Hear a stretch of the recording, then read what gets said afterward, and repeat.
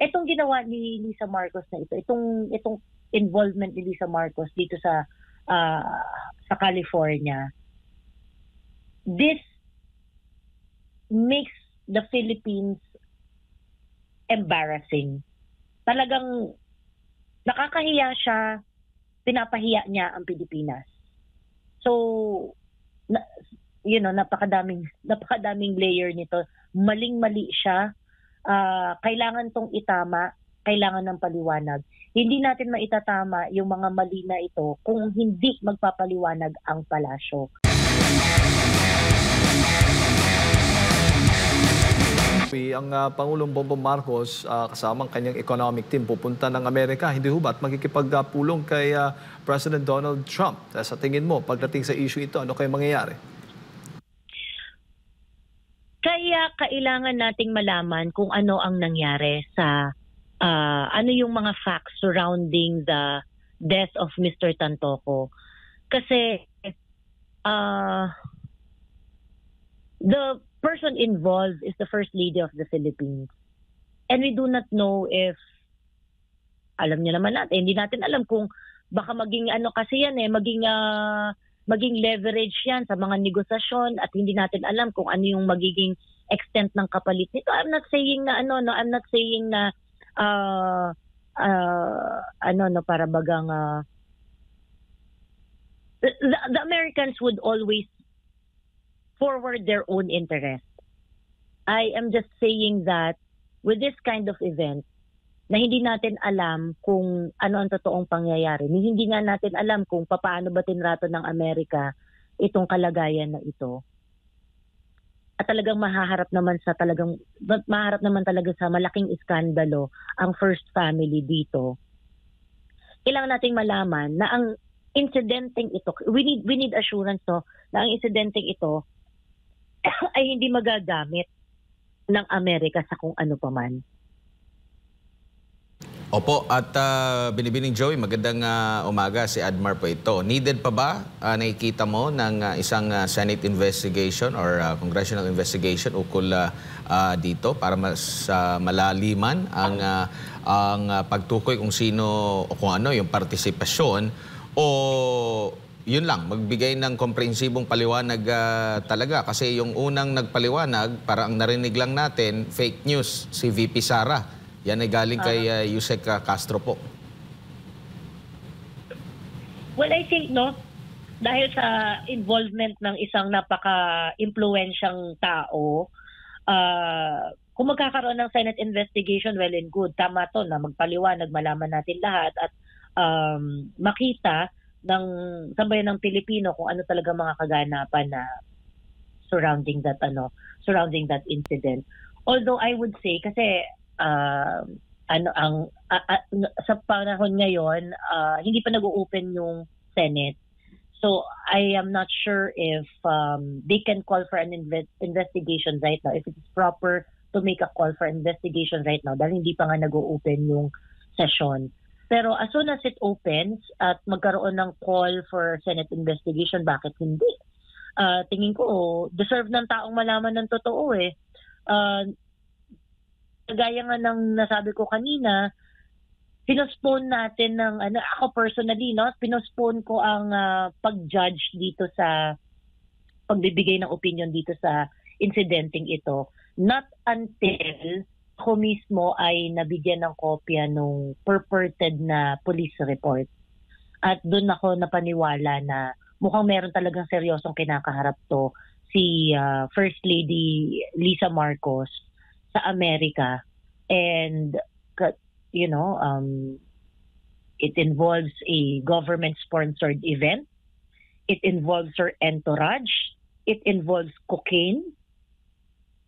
It is something that that has to be explained before the Filipino people.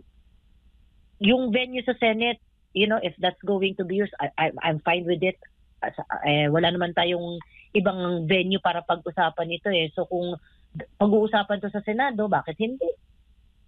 Opo, and kapansin-pansin din sa mga presko ng Malacanang, pag meron talagang tanong or query patungkol or kung kukunin yung opinion nila, kaugnay kay VP Sara Duterte at sa alinman ng mga Duterte, napakabilis sumagot. Meron nang nakahandang mga sagot. Pero kaugnay dito sa isyong ito, tila tahimik, or sabi nga ng mga netizen, baka naghahanap pa ng script, magandang script para matakpan or paano nila kumbaga mabaon sa limot. Sabi nga, baka magkakaroon na naman ng sigalot dyan sa West Philippine Sea. Ayun nga, kasi yan ang expectations natin, no? Every time na meron silang hindi maipaliwanag na mga pangyayari, biglang nagkakaroon ng gulo sa West Philippine Sea, biglang nagkakaroon ng issue, biglang nagkakaroon ng project na 20 pesos na bigas. You know, etong mga diversion tactics na to, it's getting old. Ngayon, ang kanilang diskarte ay hindi mag-comment, but I don't think it's gonna help them dahil, you know, you have to comment. They have to comment. They have to explain what happened. And I cannot accept na wala silang magiging paliwanag dito. Ang masyado kasing nakaka-insulto na kapag kausapin na 125 million confidential funds, talagang G na G sila, talagang go na go silang mag-ipit ng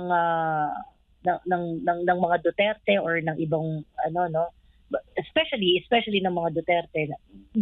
At talagang matindi yung kanilang effort na mang-ipit dito sa mga walang kakwenta-kwentang bagay na katulad ng confidential fund na 125 million, even if there are reasonable explanation for it.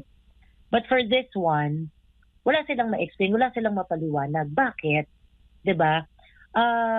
Itong ginawa ni Lisa Marcos na itong involvement ni Lisa Marcos dito sa California, this makes the Philippines embarrassing.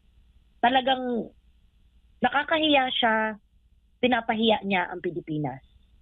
So, napakadaming layer nito. Maling-mali siya. Kailangan tong itama, kailangan ng paliwanag. Hindi natin maitatama yung mga mali na ito kung hindi magpapaliwanag ang palasyo.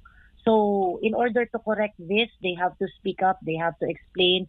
And it's very unfortunate yung pagpasok ng bagong secretary ng PCO dahil naharap siya dito sa napakalaking kontrobersya na to. But it is what it is. They have to explain and no comment will not cut it. Alright. Ma'am Joey, siguro huling mensahe po ninyo para sa ating mga kababayang nanonood po sa mga oras na ito. Naging very patient po tayo dito sa issue na to, no? Ako personally, naging very, very patient ako dito sa issue na ito. Masyadong hinahound ang administration tungkol sa kanilang abuse sa illegal drugs. And this one is an event that forces them to explain. And issue to ng katinuan ng pag-iisip. Issue ito na ang Pilipinas ba ay hawak ng mga tao na may kakayanan na patakbuhin ang bansa.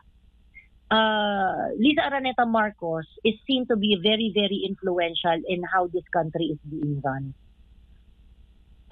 Kayang-kaya niya na impluwensyahan ng desisyon ng ating presidente. Marami siyang mga aktibidades na talagang marami ring nagpapatunay, no, na talagang siya ay merong say sa kung ano ang takbuhin ng ating bansa. Itong iskandalo na to ay hindi lang simpleng iskandalo. Ang iskandalo nito ay hanggang sa international na pagtingin ng buong mundo sa Pilipinas. Hindi to dapat palampasin, kaya dapat yung ating mga kababayan ay maghanap ng katanungan, ng sagot sa mga katanungan, maghanap ng paliwanag na kung saan dito natin sisimulan ang paghanap ng solusyon. Hindi natin maitatama itong mga maling nangyayari sa bansa natin kung wala tayong paliwanag na mahihita mula sa palasyo. Alright. Ma'am Joey, maraming salamat po sa inyong oras at sa pagbibigay po ninyo ng impormasyon ngayong umaga. Sa ulitin po, mabuhay po kayo. Salamat po, Sir Jade, Sir Admar. Mabuhay po kayo. Ayun po mga kababayan, si Ma'am Joey Cruz, isa pong political vlogger ang ating nakasama. Napakinggan ngayong umaga. Oras po sa buong Pilipinas, 15 minuto makalipas po ang alas 8 na umaga mga kapartners. Ayan po yung pulso question natin ngayon kung dapat bang maglabas ng pahayag si First Lady Liza Marcos kung anong nalalaman niya. Yan po sa nangyaring cocaine overdose kay Ruston's Air Paulo Tantocoy.